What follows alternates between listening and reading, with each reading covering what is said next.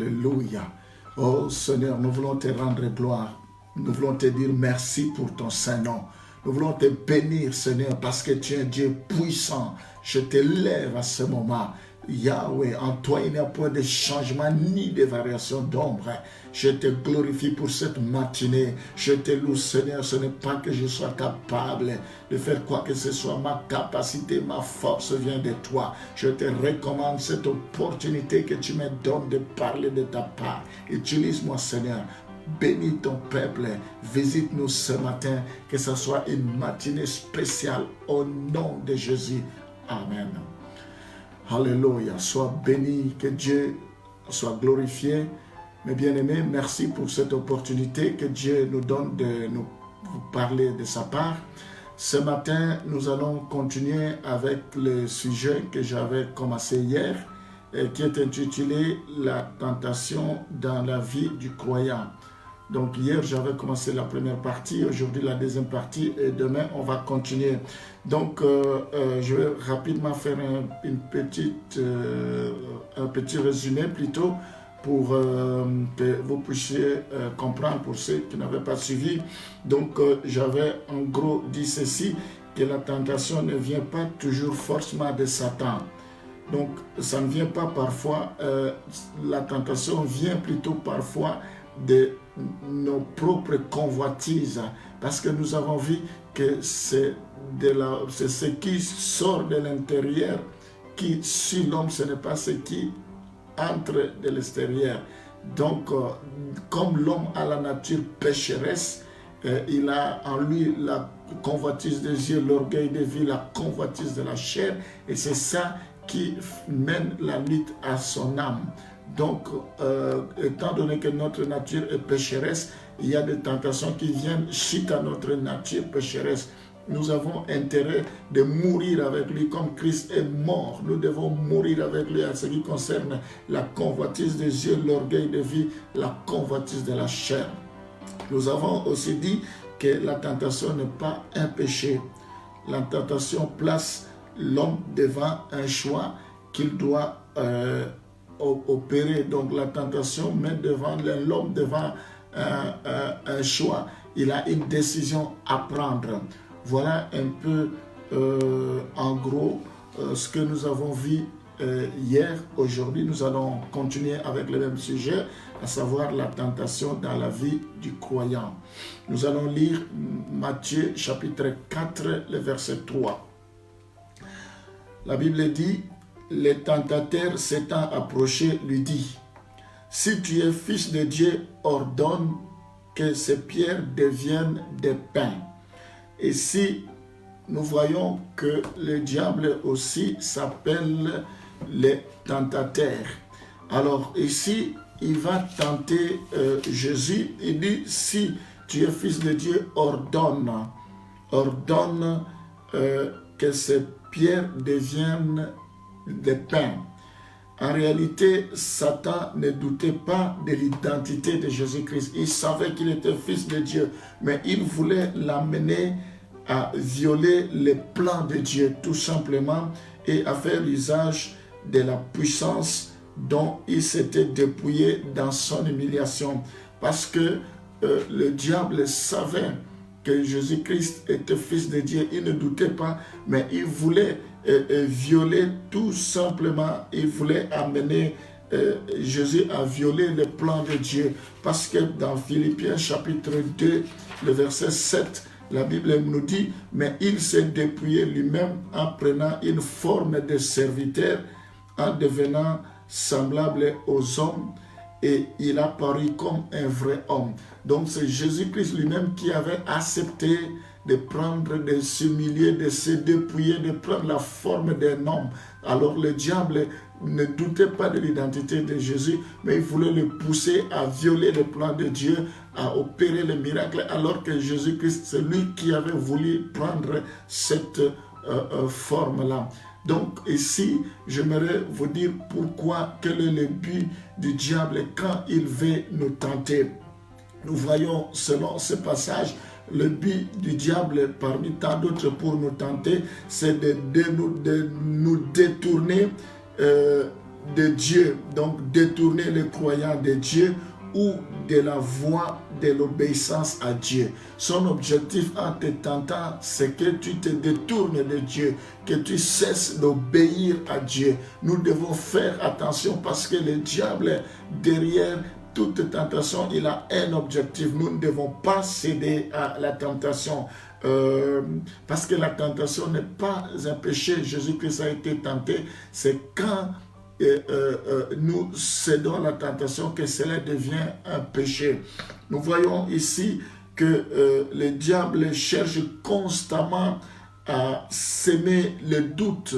Il cherche constamment à nous entraîner à la rébellion. C'est ça le but du diable quand il vient nous tenter, c'est de s'aimer le doute, c'est de s'aimer la confusion en nous, c'est de nous amener à la rébellion. Nous voyons cela dans Actes des Apôtres, chapitre 5, le verset 3. La Bible nous parle d'Ananias et Saphira. Et je vais lire, Pierre lui dit à Ananias, pourquoi Satan a-t-il rempli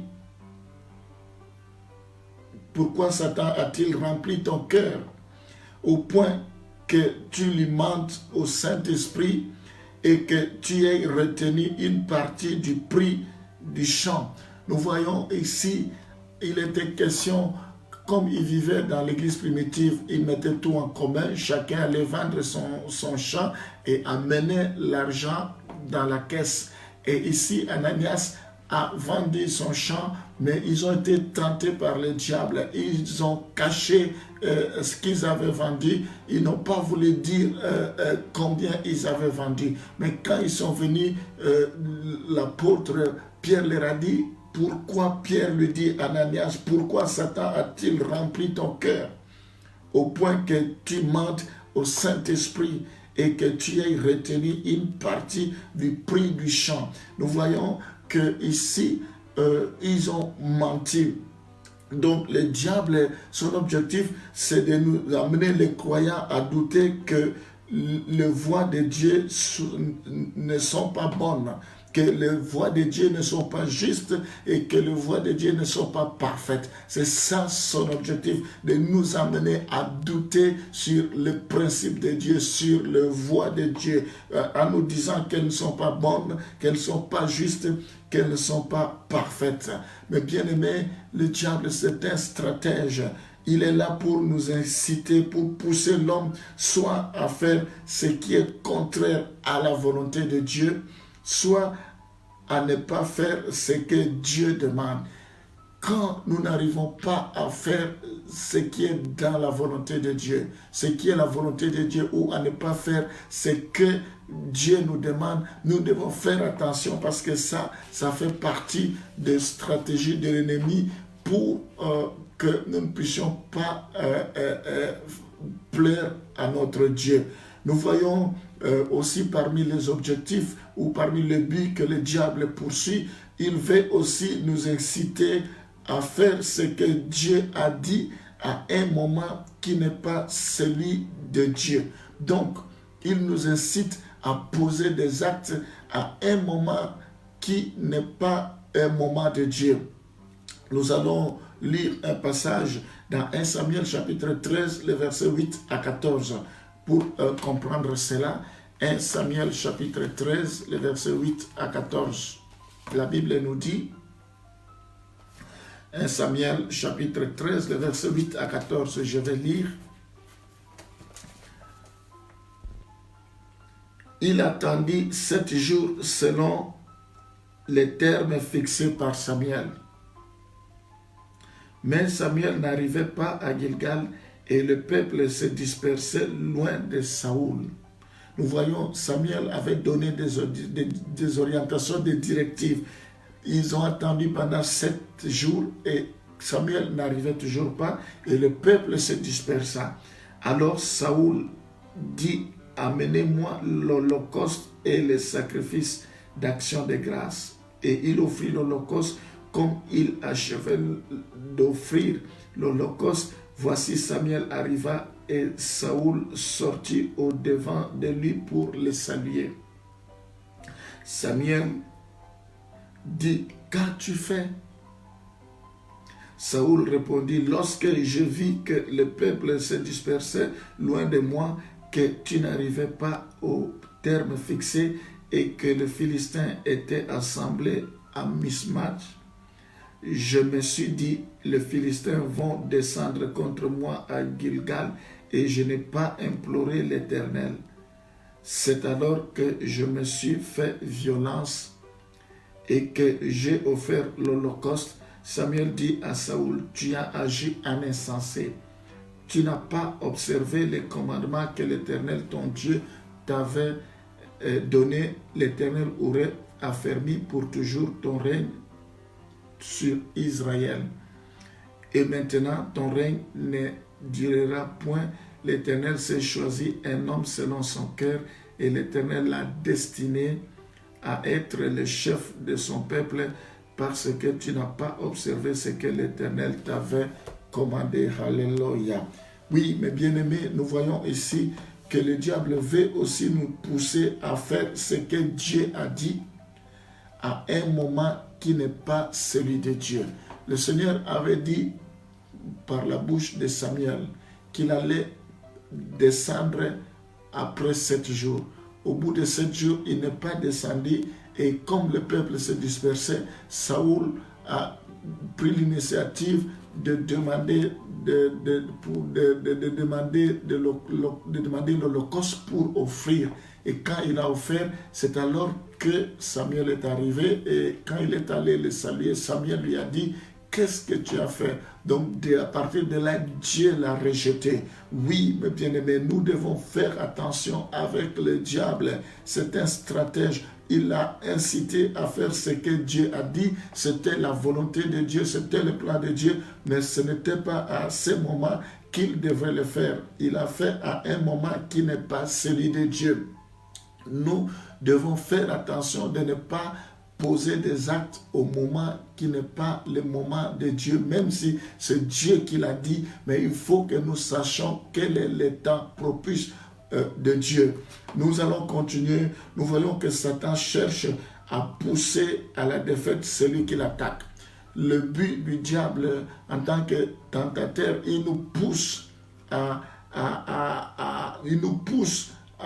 ce que nous puissions sortir dans le plan de Dieu. Satan cherche toujours à pousser à la défaite, que nous puissions aller à la défaite. Dans 1 Pierre chapitre 5, le verset 8, la Bible dit, soyez sobres, veillez, votre adversaire, le diable, rôde comme un lion rugissant, cherchant qui il dévorera. Oui, dans ce passage, la Bible dit, le diable rôde comme un lion rugissant, cherchant qui il dévorera. Son objectif, c'est que nous puissions échouer. L'objectif du diable par rapport à ta vie, il veut que tu puisses échouer.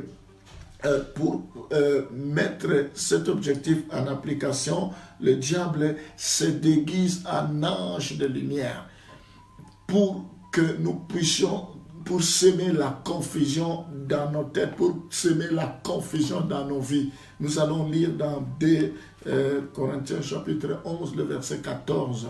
La Bible nous dit, et cela n'est pas étonnant puisque Satan lui-même se déguise en ange de lumière. Oh, mes bien-aimés, le diable, lui, c'est un stratège. Nous devons vraiment nous laisser conduire par l'Esprit de Dieu. Le diable ne peut tenter qu'avec la permission de Dieu. Le diable ne peut rien faire sans la permission de Dieu. Il ne peut nous tenter qu'avec la permission de Dieu. On va lire dans Job chapitre 1, le verset 12. L'Éternel dit à Satan, voici tout ce qui lui appartient. Je te le livre, seulement ne porte pas la main sur lui. Et Satan se retira devant la face de l'Éternel. Mais bien aimé, dans ce passage, nous voyons, il s'agit de Job. Satan se présenta devant Dieu et Dieu lui dit, d'où viens-tu? Il dit, je viens de partout. Le diable, c'est un vagabond. Il n'a pas de projet précis. Donc, quand Dieu lui dit, as-tu vu mon serviteur? Il dit, c'est parce que tu le protèges. C'est comme ça, il est intègre, il est droit. Dieu fait des éloges pour son serviteur, il fait des éloges. Ici, nous voyons Dieu fait des éloges par rapport à l'intégrité de Job, par rapport à l'obéissance de Job. Dieu ne fait pas d'éloges par rapport à la richesse de Job. Il ne fait pas l'éloge par rapport à tout ce que Job avait, mais il fait l'éloge par rapport à son intégrité. Donc ce qui intéresse Dieu dans notre vie, c'est d'abord la crainte de Dieu, c'est d'abord l'obéissance, l'intégrité que nous avons vis-à-vis de lui, et le reste vient après. Et il dit, c'est parce que tu les gardes, c'est toi qui les protèges. Dieu dit, bon, je te permets d'aller les tenter, mais ne touche pas à son âme, ne touche pas à sa vie. Donc nous voyons là que c'est Dieu qui l'avait autorisé pour qu'il aille tenter le diable. Nous allons lire Job chapitre 2, le verset 13. La Bible nous dit ceci: ayant de loin porté les regards sur lui, ils ne le reconnurent pas et ils élevèrent la voix et pleurèrent. Ils déchirèrent leurs manteaux et ils jetèrent de la poussière à l'air au-dessus de leur tête. Alors là, ce sont les amis de Job. Quand ils sont venus pour lui rendre visite, quand ils ont appris que Job avait été frappé, quand ils sont arrivés, Job était méconnaissable complètement. Il était abîmé, il était détruit. Donc, ils ont pleuré, ils ont jeté leurs vêtements, ils ont vu Job dans un état pas possible. Voilà ce que le diable fait. Mais malgré tout ce que le diable avait fait, il ne pouvait pas toucher à son âme, il ne pouvait pas toucher à sa vie parce que Dieu ne l'avait pas permis. Donc ici, ce que je voulais vous dire, c'est de dire que le diable ne peut tenter qu'avec la permission de Dieu. Matthieu chapitre 4, le verset 1, la Bible nous dit, alors Jésus fut amené par l'Esprit dans le désert pour être tenté par le diable. Donc nous voyons que Jésus fut amené par l'Esprit dans le désert pour être tenté. Donc Jésus savait très bien qu'en allant dans le désert, il va être tenté par le diable. Donc il avait autorisé que le diable puisse le tenter. Sinon, il aurait pu décliner l'offre, il aurait pu dire non à ce que l'Esprit lui demandait d'aller dans le désert. Dans Luc chapitre 22, le verset 31, encore une fois, ce passage nous montre que c'est Dieu qui permet que nous soyons tentés. Nous allons lire cela. Le Seigneur dit, Simon, Simon, Satan vous a réclamé pour vous cribler comme le froment. Donc ici nous voyons que Jésus voyait, il était conscient comment le diable a réclamé Simon pour le cribler comme un froment. Et Dieu a autorisé cela. Il a permis que le diable puisse le tenter. Et nous verrons pourquoi Dieu permet que nous soyons tentés. Donc ici, selon ce passage, nous voyons que Dieu était au courant. Dans Jacques chapitre 1, le verset 2 à 4 et le verset 12, que nous n'allons pas lire faute de temps, la Bible dit Dieu permet la tentation car elle constitue une épreuve de la foi destinée à fortifier les croyants. Donc Dieu permet la tentation, ça devient comme une épreuve. La tentation que Dieu permet devient comme une épreuve de foi destinée à fortifier les croyants. Nous pouvons voir cela dans Jacques chapitre 1, le verset 2 à 4 et le verset 12. Alors, mes bien-aimés, nous allons toujours continuer. Je disais, Dieu permet la tentation, car elle constitue une épreuve de la foi à fortifier, pour fortifier les croyants. Mais en même temps, Dieu contrôle la tentation. Alléluia. Dans 1 Corinthiens chapitre 10, le verset 13, nous voyons que Dieu contrôle la tentation. Il est même à mesure de contrôler l'intensité de la tentation. Vous pouvez vérifier cela dans 1 Corinthiens chapitre 10, le verset 13 et 2 Thessaloniciens chapitre 3, le verset 3. Et Dieu donne la possibilité d'en triompher. Alléluia. Non pas seulement Dieu permet la tentation, mais Dieu contrôle la tentation. Il contrôle même l'intensité de la tentation. Et en même temps, il donne la possibilité d'en triompher. Dieu n'enlève donc pas la tentation, mais il aide à ne pas faillir.